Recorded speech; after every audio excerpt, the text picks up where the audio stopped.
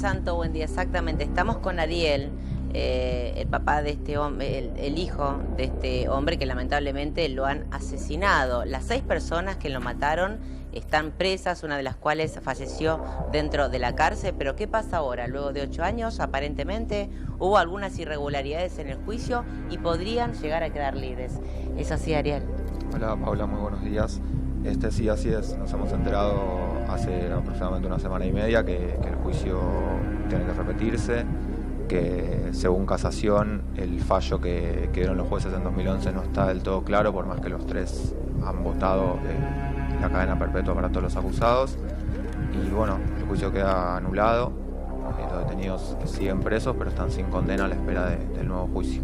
Queda anulado, son las personas que han matado a tu papá y sin embargo pueden llegar a tener la libertad. Esto es remover todo desde tu familia, ¿no? Sí, está claro que toda la situación que estamos viviendo es muy dura. Hemos pasado un proceso muy difícil, no solo de la muerte de mi papá, sino de llegar al juicio y todo lo que se implica, de verle la cara a los asesinos y todo el sufrimiento lógico que genera en la familia. Las pruebas están de sobra, se sabe que lo mandaron a matar porque le debían plata. Es una deuda que le iban a pagar al día siguiente, que justamente que apareció muerto, se le iban a pagar un viernes, se le apareció un jueves. Y se hizo un entramado de muchos estudios de llamados telefónicos que determinaron que le habían hecho espionaje tanto a mi papá como a mi mamá.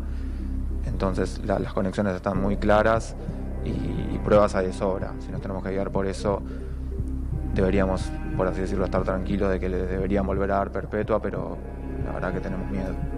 Bien, Santo te está escuchando, Ariel. Ariel, buen día. Hola Santo, buenos días. ¿Y qué une a estos hombres, además de la deuda, a estos 6 que fueron condenados a perpetua? Bueno, el autor intelectual, que es quien falleció, era el cuñado de mi papá. Él es el que le debía el dinero a mi padre y para no pagarlo, primero contactó a otra persona del estudio jurídico donde él trabajaba, que a la vez contactó a otro que era el cadete, el motoquero del mismo, y mediante ellos contactaron a un pai umbanda y a 2 hijos de religión de él, que fueron los autores materiales del crimen. Esto fue en 2011 que se decide que tienen, a través del juicio, una cadena perpetua. ¿Qué es el error que encuentran ahora para tener que hacer otro juicio?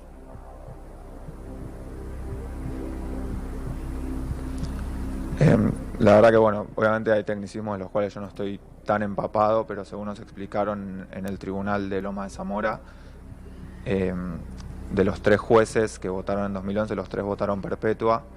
Uno de ellos supuestamente explicó muy bien el procedimiento de por qué se llegó a ese resultado, y los otros 2, si bien estaban de acuerdo con el resultado, no estaban tan de acuerdo con las formas y el procedimiento que se llevó a cabo para llegar a ese resultado.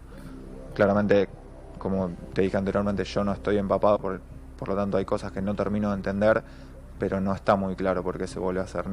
La realidad es que en el propio tribunal están hasta sorprendidos de que se tenga que hacer el juicio otra vez. Ana quiere hacer una pregunta, por favor. Ariel, ¿cómo estás? Anabelia Cerezo te saluda.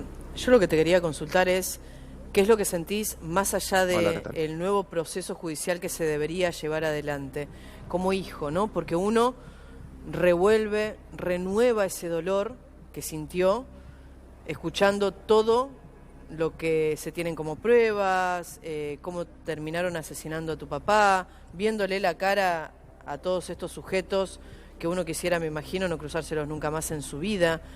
¿Cómo te revuelve nuevamente todo esto a vos, como hijo?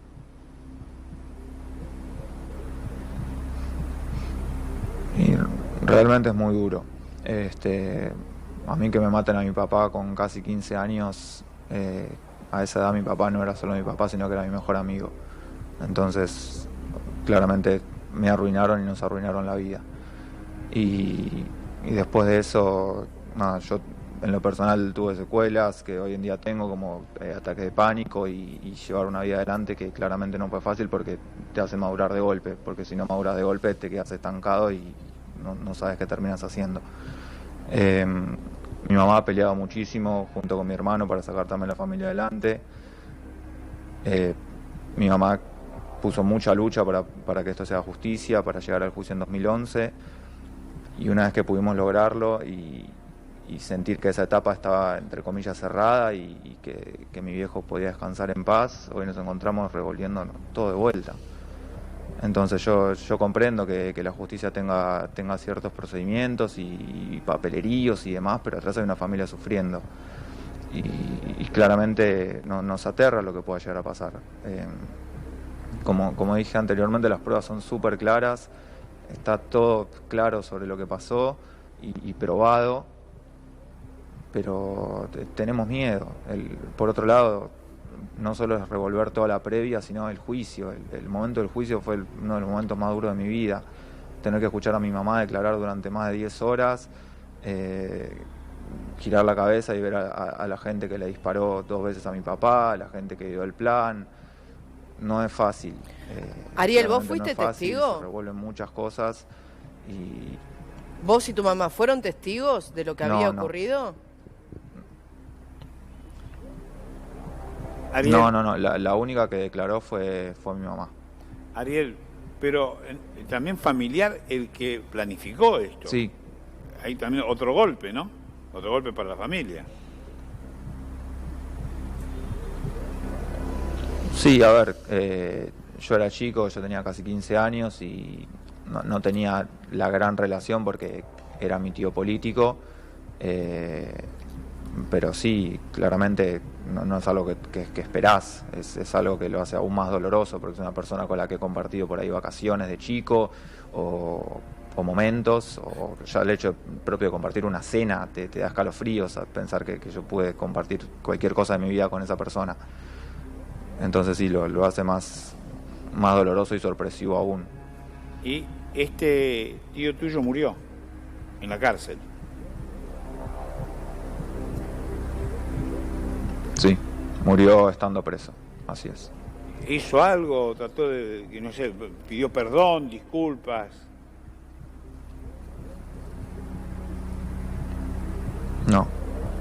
No, la realidad es que nosotros cuando nos enteramos de lo que pasó con mi papá siempre sospechamos de él, más que nada, bueno, porque como él aparece muerto un jueves y la deuda él se había comprometido a pagársela al día siguiente, el viernes, por ende ya eso te genera cierta sospecha.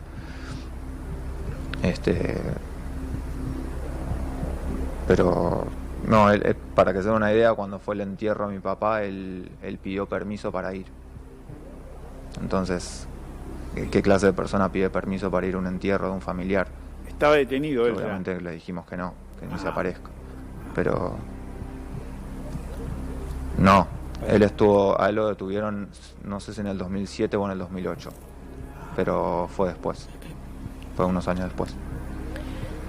Sí, Ana. Este préstamo que había llevado adelante tu papá con este tío político que vos tenías, ¿había sido un préstamo de palabra? O sea, algo que por ahí se da mucho en las familias. Necesitas plata, uno se lo presta, después se lo devuelve sin papeleríos. Me refiero a algo informal. No era un préstamo lo que le debían a mi papá, era plata laboral. Ah, plata Es decir, laboral, mi no es papá que y le mamá había prestado trabajaban en el plata. estudio de Salsamendi, que es esta persona. No, exactamente. Le debía plata de trabajo.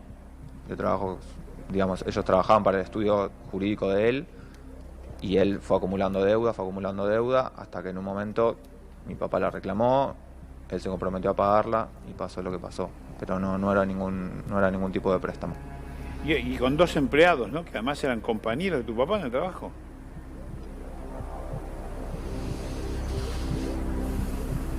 Sí, así es. Uno realmente no recuerdo qué es lo que hacía, no sé si se lo veía tan seguido por el estudio, que es al único en realidad el que no le dieron cadena perpetua, porque él estaba en España y por el tratado de extradición no le podían dar cadena perpetua. De todas maneras es un hombre grande, ahora está con prisión domiciliaria de hecho, y el otro era el cadete del estudio jurídico, era el motoquero.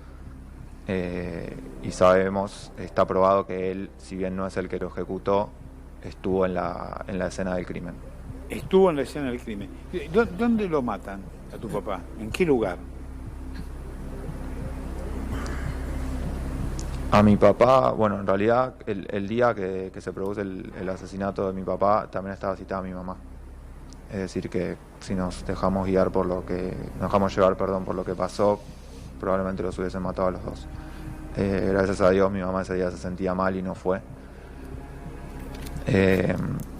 A mi papá lo citan en zona sur, no sé exactamente en qué parte, y después aparece el auto con él adentro muerto en Transradio. Así que citaron a tu mamá y a tu papá para esa reunión.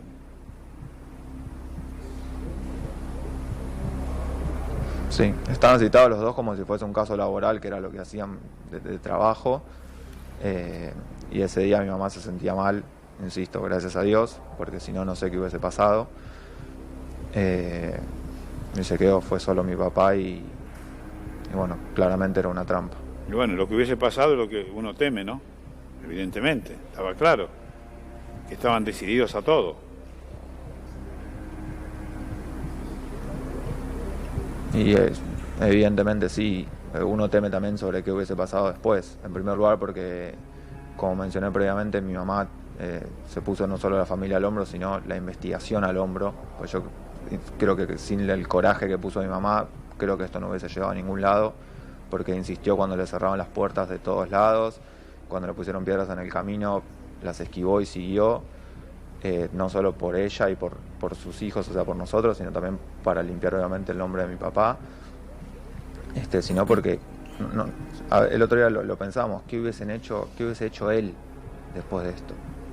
O sea, por ahí él tenía un plan de acercarse a nosotros y hacerse el bueno, porque claro, mi hermano tenía 20 años, yo tenía 14, ¿y qué vas a sospechar?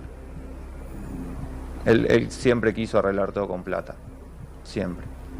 Entonces, la verdad que no quiero ni pensarlo, gracias a Dios no pasó, pero uno a veces piensa en qué hubiese pasado si terminaba yendo allá también. Ariel, pero tu mamá no dudó nunca de quién podía haber sido responsable.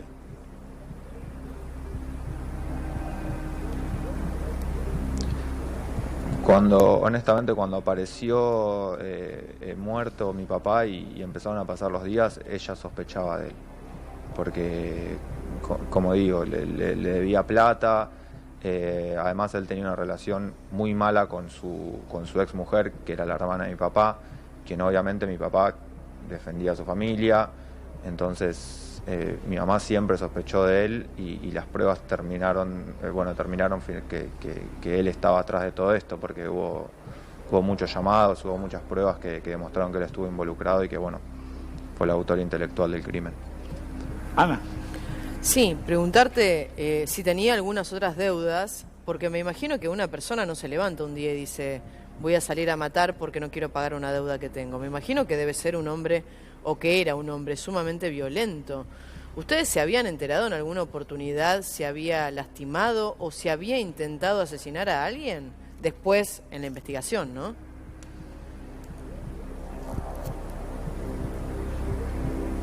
La verdad que no estoy seguro de que haya habido alguna prueba de que haya intentado hacerlo o que lo haya hecho, o por lo menos no que yo me haya enterado. Insisto, claro. Cuando pasó, la verdad que yo era muy chico y había cosas en las cuales me empapaba más y otras cosas en las que no estaba tan al tanto, pero que yo sepa no lo había hecho anteriormente. ¿Cómo se enteran ustedes de que nuevamente tienen que llevar adelante un juicio por el caso de tu papá?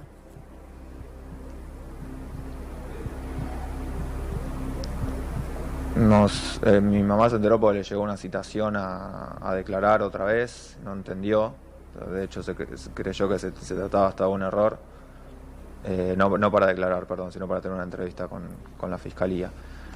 Y se comunicó por teléfono sin entender lo que pasaba y ahí nos enteramos de todo, que Casación había fallado esto y que el juicio, bueno, después fuimos al tribunal a hablar en detalle. Y nos enteramos eso, que el juicio del 2011 no tenía efecto, es como que si lo hubiesen agarrado y lo hubiesen tirado al tacho, o como si volviéramos a estar en 2011, por así decirlo. Es como que el juicio arranca otra vez y sí, cuando nos enteramos, honestamente no lo podíamos creer. ¿Tu mamá, cuáles fueron las primeras palabras de tu mamá cuando se enteró? Perdón, Ariel, ¿cuáles fueron las palabras de tu mamá cuando se terminó enterando de todo esto? Porque me imagino que la debe haber desgarrado toda esta situación.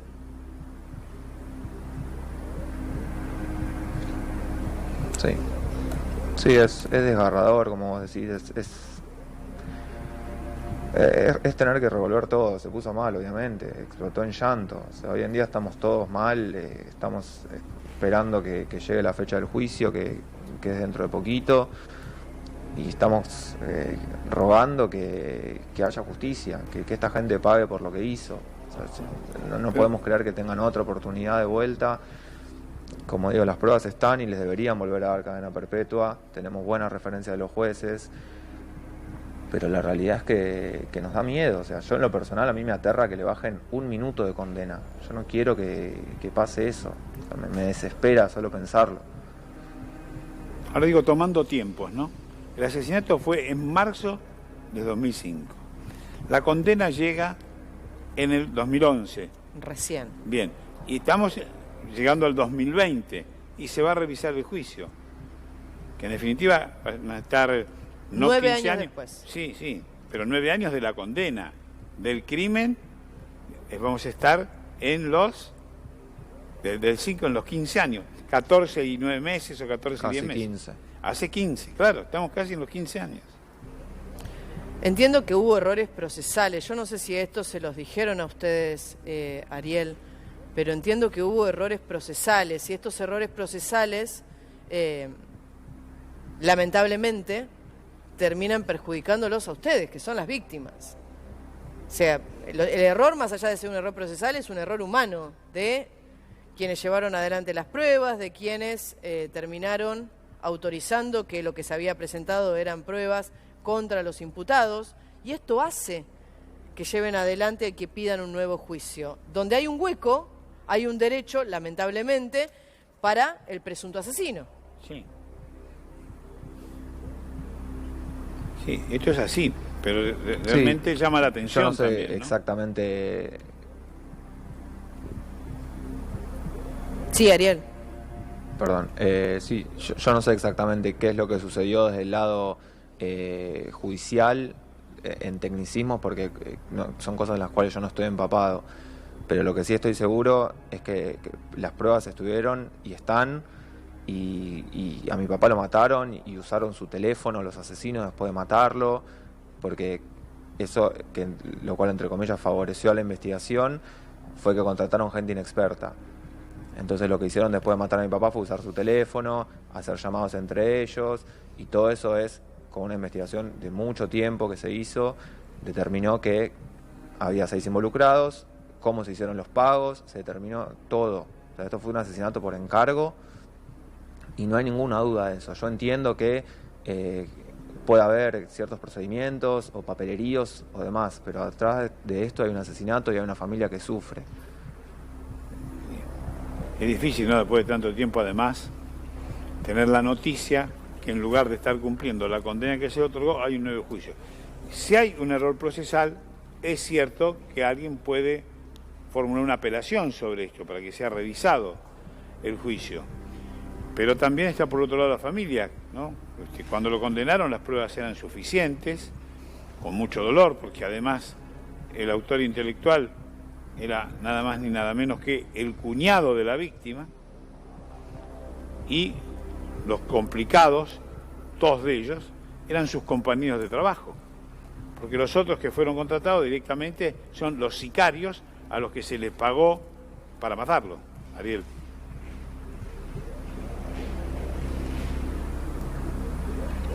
Sí, Santo, es mucho dolor y es mucho el tiempo que está pasando también entre todo. A ver, bueno, vos mencionabas los años, llevándolo a edades, yo tenía casi 15 años cuando mi papá parece muerto y hoy tengo 29. O sea, ya pasó más de la mitad de mi vida y seguimos peleando porque esta gente pague por lo que hizo. Es decir, parece muy sencillo y a la vez complejo lo que estamos pidiendo. Pero es repetir, es tan simple como suena, es que paguen por lo que hicieron. O sea, mataron a una persona, Ariel, arruinaron la familia. me arruinaron la vida. Sí, no es complicado entenderte, pero es lógico. Lo que estás pidiendo es, mirá vos, la pretensión de ustedes, querer justicia con aquellos que te mataron a tu papá. Vamos, no es nada complicado entenderlo, claro que sí. Y los tiempos que de 2005, estamos hablando desde marzo de 2005, y el juicio a lo mejor, ahora llega la feria judicial, estamos hablando de febrero o marzo del año que viene, cuando se van a cumplir los 15 años.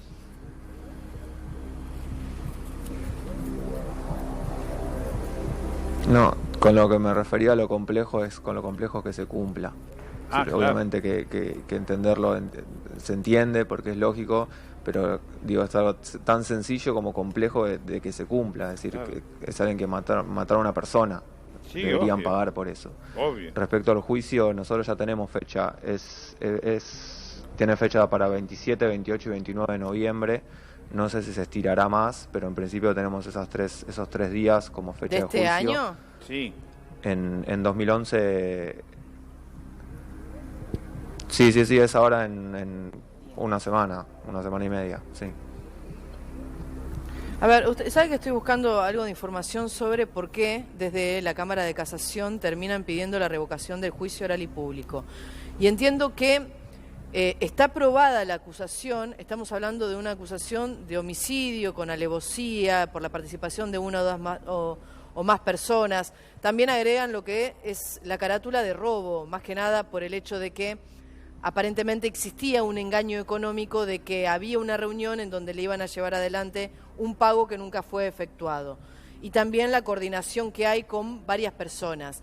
Lo que estaba diciendo Ariel es cierto. A mí me daban algunos datos, información, en donde se pudo probar lo que es el intercambio de llamadas, los pagos que se llevaron adelante. Corregime, Ariel, si no es de esta manera, pero entiendo que para pagarle a los sicarios se efectuó un pago con 2 cheques de 3.300 pesos en esa época y también un vehículo, si no me equivoco o no tengo mal el dato. O sea, todos estos elementos fueron utilizados para el pago a los sicarios que llevaron adelante la ejecución del papá de Ariel. Más allá de todo eso, entiendo también que en casación dan lugar a este pedido. Hay muchísimos pedidos que llevaron adelante los abogados de los acusados, imputados, en la justicia, en donde finalmente dan lugar, entiendo, por un bache en la justicia, en lo que es la descripción, estoy tratando de confirmarlo en su totalidad, de los fundamentos por los que terminan sentenciando a estas 6 personas. No sé si se entiende lo que estoy explicando, Santo. Sí, que hay un fallo. Hay un fallo. Del tribunal. Claro, en el fallo, para que la gente entienda, se lleva adelante el fallo, la carátula, y los jueces lo que hacen es explicar las pruebas y la fundamentación de por qué terminan llegando a la condena que le imputan a los son los delitos que se le pueden imputar? Perfecto. Exactamente. Bueno, entiendo que en los fundamentos de el juicio oral y público en el que se lleva adelante es estamos donde... escuchando mal, a ver si nos pueden mejorar un poquitito el retorno. Bien, nos estaba explicando Ana los fundamentos que señalan por qué tiene que ir a un nuevo juicio la misma Ahora, Cámara. a ver. A ver si me escucha. ¿Se está escuchando, Ariel? Ahí tenemos alguna dificultad. Está bien, esto está bien, es algo que la justicia tiene que rever, Sí, lo se tiene que puede rever. escuchar. Pero primero lo que señala, que hay pruebas. Claro, el tema, ¿sabe cuál es, Santo? ¿Por qué de esta manera? ¿Por qué hacer sufrir Ahora a la sí. familia? Uno entiende que son... Tocan. No sé si nos estás escuchando, Ahora Paula y Ariel. Ahora sí los estamos escuchando. sí, sí. Perfecto. Estaba tratando de explicar. A ver, se lleva un juicio oral y público, se presentan las pruebas, estas pruebas son aceptadas por el tribunal y lo que hacen luego de la condena es explicar desde el tribunal cuáles son los fundamentos. O sea, la justicia, los jueces en este caso, tienen que decir, yo llegué a la condena de prisión perpetua porque tengo tal y tal prueba y hacen la descripción correspondiente. ¿por qué llegué a la conclusión Aparentemente el bache Está ahí. está ahí. Casación pide que se revoque el juicio oral y público desde este bache que existe en la justicia donde no se llegó a explicar las pruebas que tenían o por qué Está le bien. daban esta Y condena. mientras tanto, Mientras tanto. esta gente que recupera la libertad, Y es una de las posibilidades, es el miedo que tiene Ariel, es el terror que tiene la familia de Ariel, porque en realidad no hay o sea, si yo lo explico desde la justicia, digo, una persona que no tiene una condena firme tiene la posibilidad de pedir la libertad, Santo. Sí, por eso. Es tremendo. Pese a que están todas las pruebas ahí. Pese a que están las pruebas ahí.